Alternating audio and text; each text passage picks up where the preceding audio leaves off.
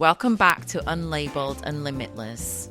In this episode, I'm joined by Ian, Claire, and Faye for an open conversation about mental health and neurodivergence, how they intersect, how they're misunderstood, and how we've each experienced that overlap in our own lives. We talk about depression, anxiety, burnout, and the emotional toll of masking, and we don't hold back. Whether you're newly diagnosed or just beginning to explore how your mind works, this is a space for honest stories and shared understanding. Let's get into it. We are talking about burnout, prioritization, overwhelm, and mental health, and how that intersects with neurodivergency. We experience similar roadblocks, but in different ways. Who wants to jump in? I guess I will. I'm actually experiencing a different type of burnout to what I've ever had before. And I think that comes off the back of realising that there is a very high chance, to be confirmed on Tuesday, that I am also autistic. And coming to terms with that, accepting that, and allowing myself to be that, because I feel like there's like a whole massive thing of layers that I've been unpeeling, one of which was the ADHD was obviously masking the autism, but then I was masking the ADHD on top of that. So mask's been taken away. Now this been taken away.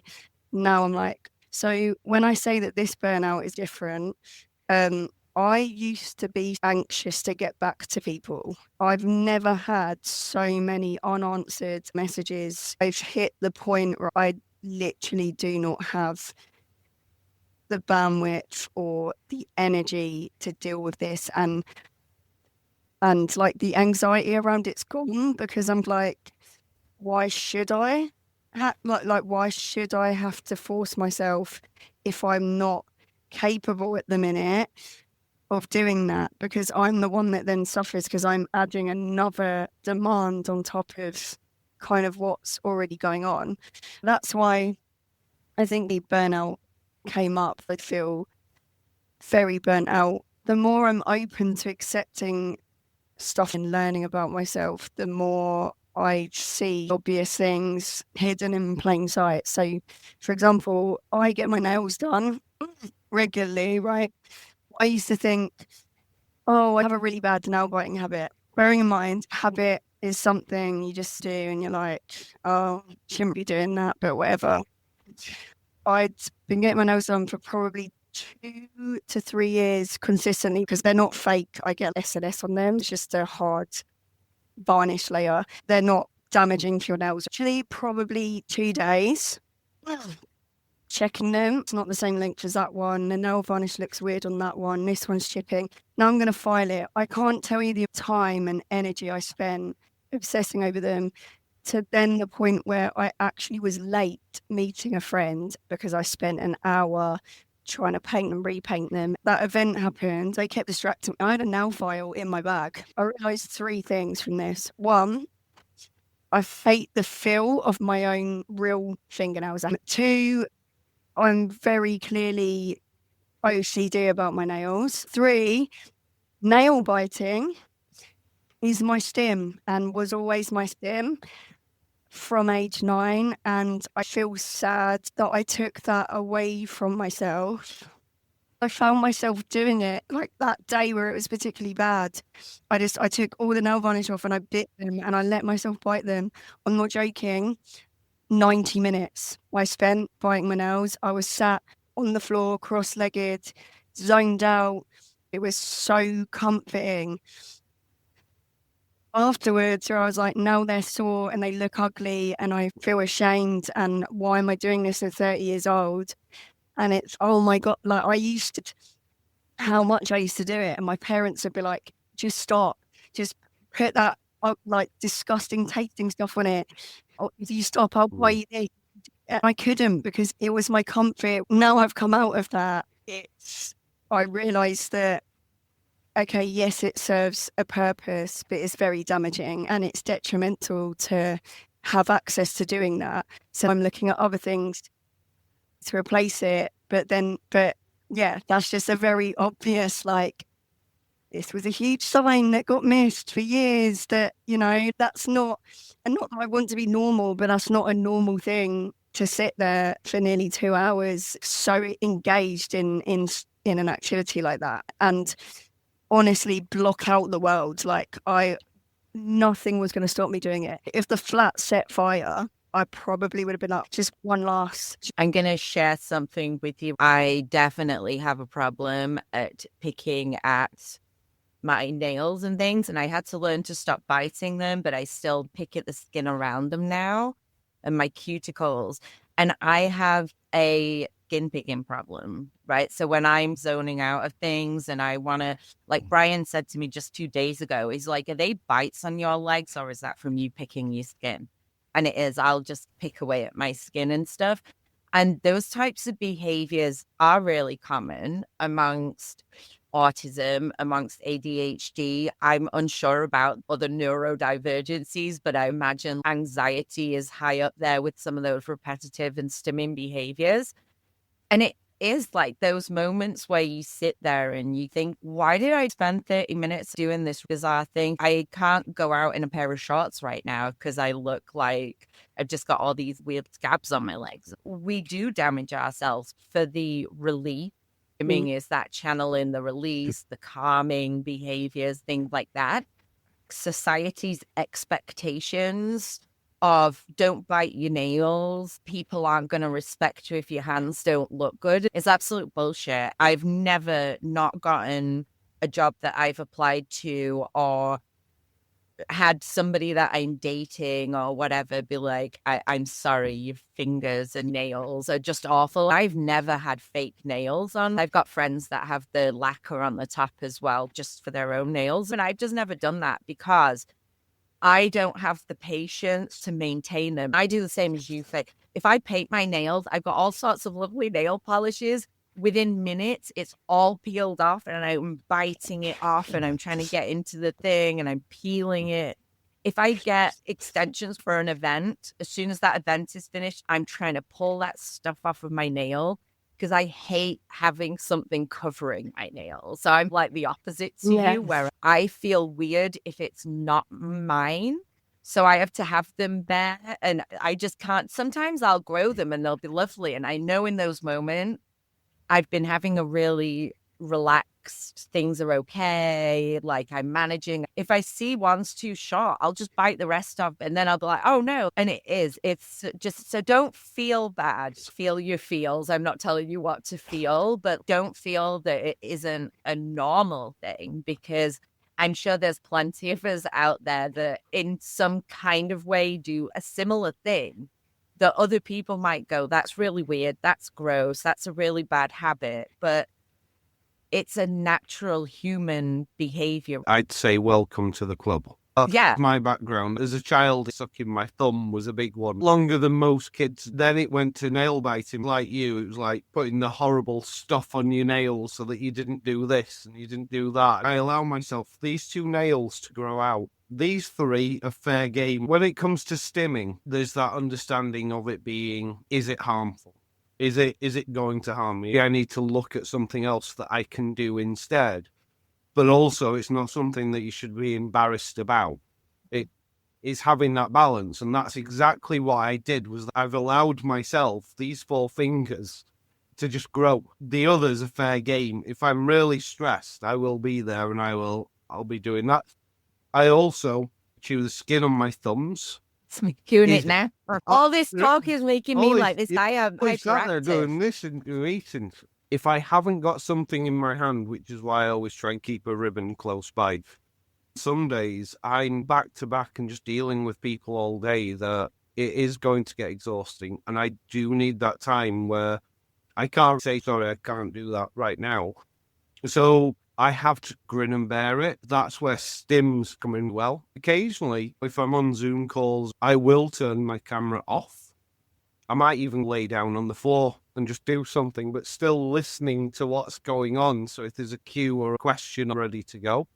Can I just do a public service announcement right now? He does work really hard, and if he's laying on the floor, it's not because he's a Gen Z and doesn't want to work, because that's the reason people are like, back to the office. We can't have these people laying on the floor.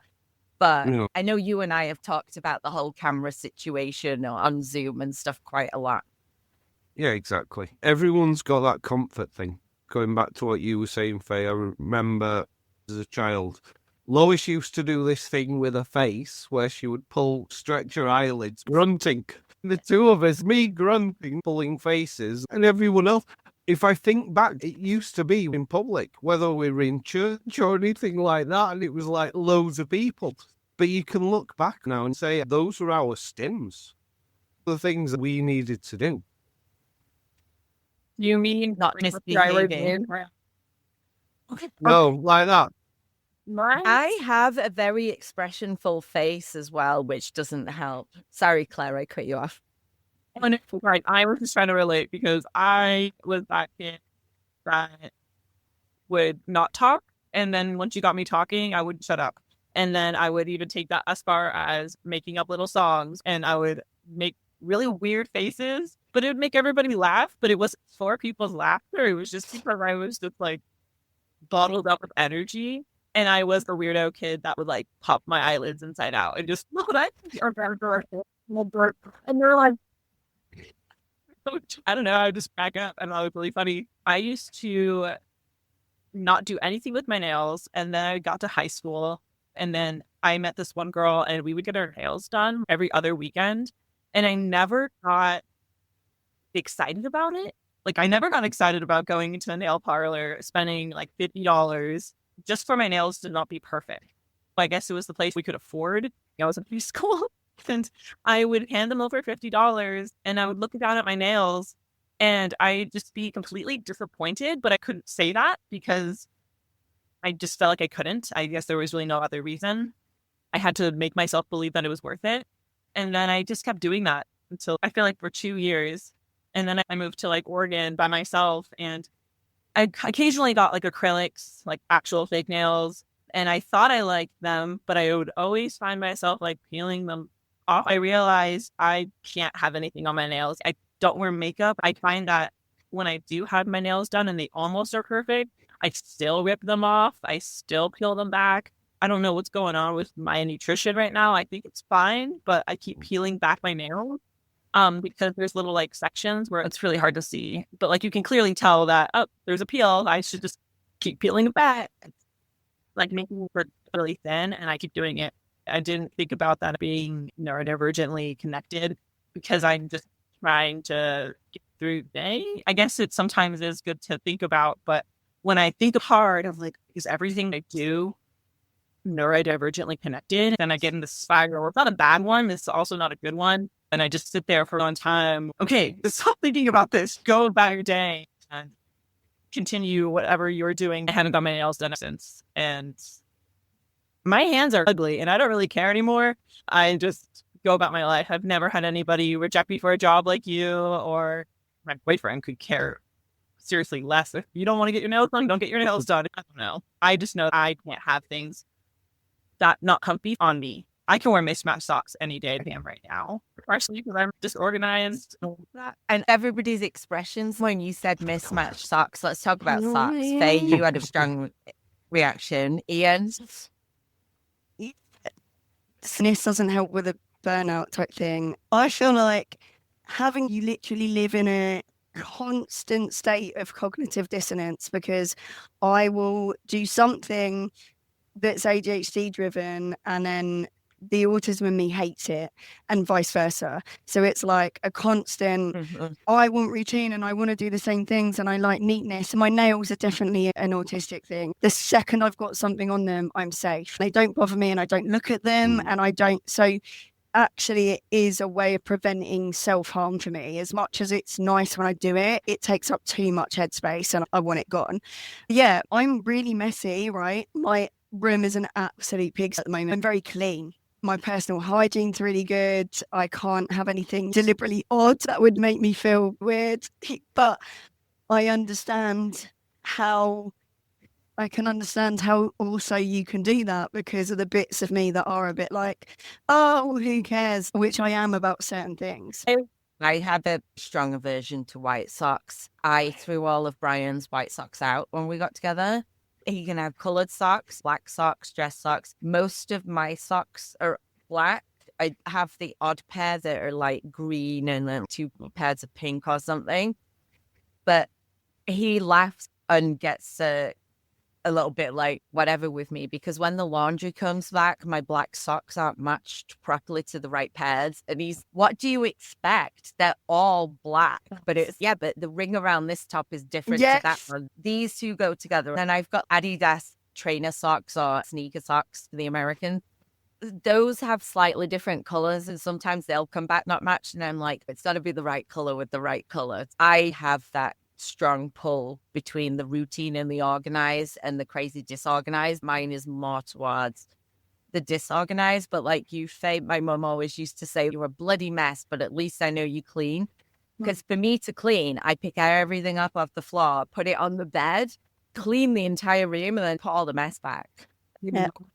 I've always been the kid well known in my family and extended family. They're like, oh, here goes Claire again. She sometimes has one sock on and then sometimes doesn't have another one because she doesn't care or whatever. Yeah. Completely.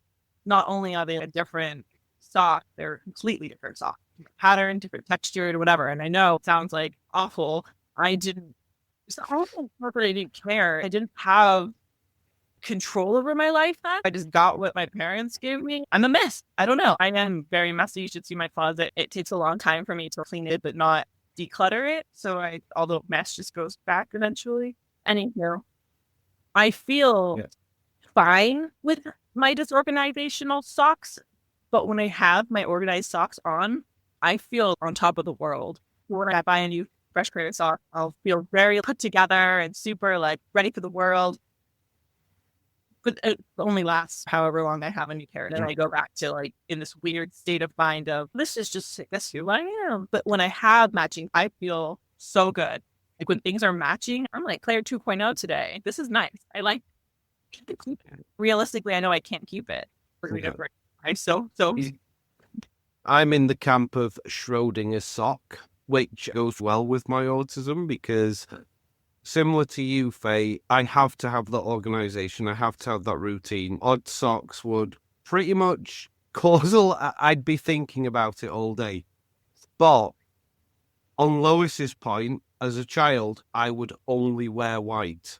I would only wear white socks. As an adult, it's all black. And I'd buy the same types. I'd buy the same brand. It's six. You get 6 in a pack. When I've gone through, I'll get another 6. So what I'm wearing now could very well be odd socks because I don't match them together, but they're the same things. It might be like sock from set 1 with sock from set 4. You know, they're mismatched, but they're the same socks. I don't mind too much. They could be the same. I can't believe you can live with 6 pairs of socks. For every day? You've got to have a pair of underwear and socks for every day of the month. Yeah. Not a specific set, just enough for it depends on how much you're washing. If once a week, that does fine. But we do the washing as well. Yeah. I don't have a routine for anything. I wish I could. One thing I consistently do is my sheets in my bed. I need to clean my bathroom. I need to clean my bed sheets, and I need to like make sure that I have everything for everybody else in the household. But when it comes to like personal things, I'll just go buy a new pair. I know it's terrible, but I'll do that. Fine. I should do laundry, but my body is not letting me, so find something else. It's fine. And just, why you have to a clarify, pair for every day. It's 2 packs of 6, so it's 12. If you've got 30 days of essential clothing, then if you don't feel like doing the laundry at some point, it does build up. So you've got a bigger load of laundry to do. That's what I do. On a good week or a month, I will be on it, but that doesn't last. I do have plenty of clothes for a month if I need them. I try not to, because then my load of laundry is absolutely... I do have some laundry privilege here as well because nobody in New York really has washing machines. We drop some off at the laundry, and the rest we take to Brian's parents, and Brian will do it while we're there. I get halfway through and forget. This might be controversial, but if I'm going anywhere, I know what I want to wear. And that means that if it's already been worn, it will go into the washing machine. So within the washing machine might just be one hoodie, one t-shirt, pair of jeans, socks, and boxers. I would wash what I needed to wear for that day. Proceeding, what are you doing? But I'm like, this is fine. No, it's wrong. It's a lot of water. It's a lot of energy for one thing. But I'm going to do it anyway. Because I need that to clean. Where went away? I'm going to make you all jealous. I put money on a washing machine 2 years ago. It's an eco-friendly washing machine where you can fill it at the top with a tank of water. You can fill it from your tap. You can do it with a plumbing thing as well. It does a day's worth of laundry. So if you've got 2 people living in your house, it's 2 loads. And it washes and dries it all, but it can do dry clean only clothing and stuff like that because it uses so little water. And it's a just all-in-one system that just does it all. And then you take water out at the bottom and tip it in the sink. But they're still in the product development phase. So I think they said they finally got their final prototype and we should be getting them this year. Nice. But I'm very excited. It's eco-friendly and you can put it anywhere in your apartment. It doesn't have to be near a sink or whatever. Mm-hmm. So very excited. That's like the ADHD dream of a laundry machine. Amazing. Anytime I see a Kickstarter that's helpful to me, I take my money. Let's pause here. Thanks for listening to Unlabelled and Limitless, where we hold space for stories that challenge norms and celebrate neurodivergent voices. If this episode resonated with you, please share it with someone who might need to hear it. And if you're feeling generous, leave us a rating or review. It helps more people find their way to these conversations. We've got more real talk coming your way soon, so please don't forget to follow or subscribe wherever you're listening. And until next time, stay curious, stay kind, and remember, you don't have to fit into a box to belong.